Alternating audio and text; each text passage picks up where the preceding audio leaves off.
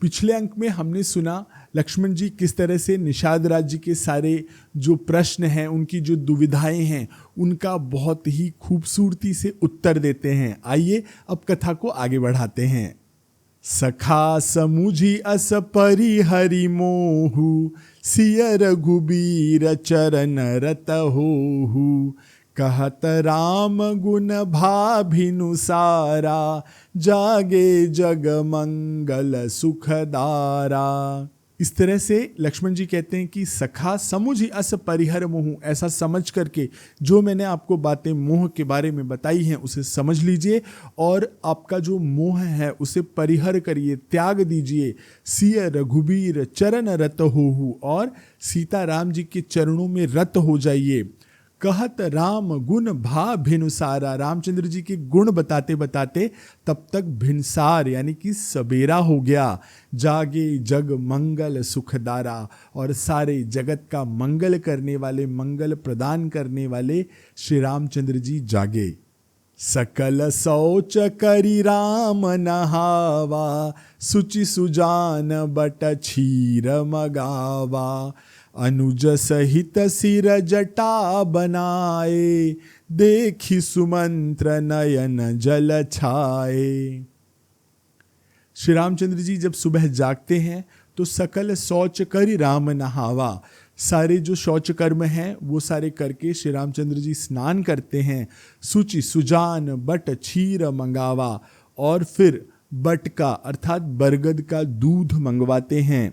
और अनुज सहित सिर जटा बनाए, अब तक उनके राजकुमारों की तरह सुंदर घुंघराले केश थे, तो बट का दूध लगा करके उन्होंने अपने बालों की जटा बनाई।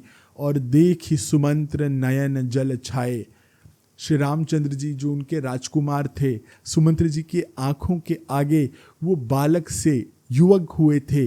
उनके सुंदर रूप को इस तरह अब मुनि वेश में परिवर्तित होते हुए देखकर सुमंत्र जी के नैनों में जल भर आया। हृदय दाहु अति बदन मलीना, कह कर जोरी बचन अति दीना। नाथ कहेउ अस कोसल नाथा, ले रथु जाहु राम के साथा। सुमंत्र जी कहते हैं वो जब ये सारी चीज़ें देखते हैं तो उनका हृदय दाहु जलने लग जाता है और बदन मुंह मलिन हो जाता है। कहकर जोरी बचन अति दीना, और उन्होंने हाथ जोड़कर बहुत ही दीनता से कहा कि नाथ कहेउ अस कौशल नाथा, हे नाथ मुझे कौशल्यानाथ अर्थात कि कौशलनाथ जो अयोध्यापति राजा दशरथ हैं, उन्होंने ऐसा कहा था कि लय रथ जाऊं राम के साथा, राम के साथ रथ लेकर के आप जाइए। बनु दिखाई सुरसरी अनहवाई, आने हूँ फेरी बेगी दो भाई। लखनु राम सिया आने हूँ फेरी, संशय सकल संकोचनी बेरी। वो कहते हैं कि मुझे राजा जी ने कहा था वन दिखा करके सुरसरी गंगा जी में स्नान करा करके और आने हूँ फेरी बेगी दो भाई, और उसके बाद जल्दी ही दोनों भाइयों को आप लौटा लाइएगा। लखनु राम उसी आने हूँ फेरी, संशय सकल संकोच निबोरी, सारे के सारे जो संकोच हैं, सारी जो संशय हैं आपके मन में, उन्हें छोड़ करके इन तीनों को, लक्ष्मण जी को, राम जी को और सीता जी को आप लौटा लाइएगा। नृप अस कहे गोसाई, जस कहई करो बलि सोई। करि बिनती पायन परेऊ, दीन्ही बाल जिमी रोय। सुमंत्र जी कहते हैं कि राजा ने ऐसा ऐसा कहा था, अब नाथ गोसाई जस कहई, जैसा आप कहें वैसा ही मैं करूं। बलि सोई, मैं आपके बलिहारी जाता हूँ। और करी बिनती पायन परे दीन बाल जिमी रोई, सुमंत्र जी अपनी विनती करते हैं और रामचंद्र जी के पैरों में गिर करके बच्चे की तरह रो देते हैं। तात कृपा करी कीजिए सोई, जाते अवधय नाथ न होई। मंत्री ही राम उठाई प्रबोधा, तात धर्म मतु तुम सबु सोधा।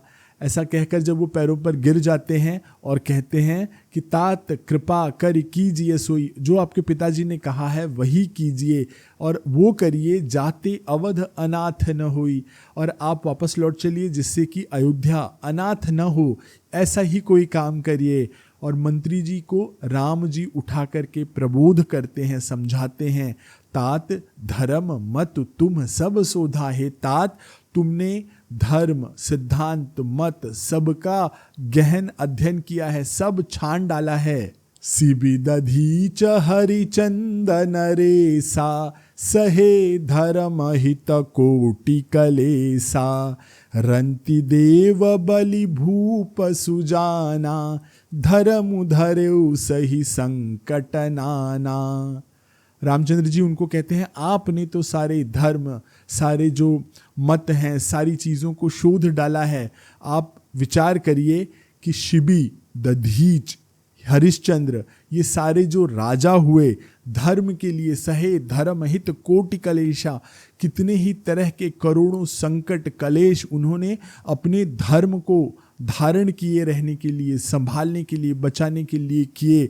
रंति देव बलि भूप सुजाना, रंति देव बहुत बुद्धिमान और बलि राजा थे।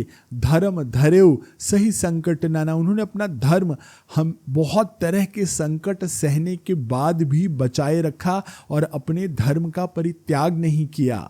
धर्मु न दूसर सत्य समाना, आगम निगम पुराण बखाना, मैं सोई धर्म सुलभ करि पावा, तजेती हूँ पुर अपुज सुपावा।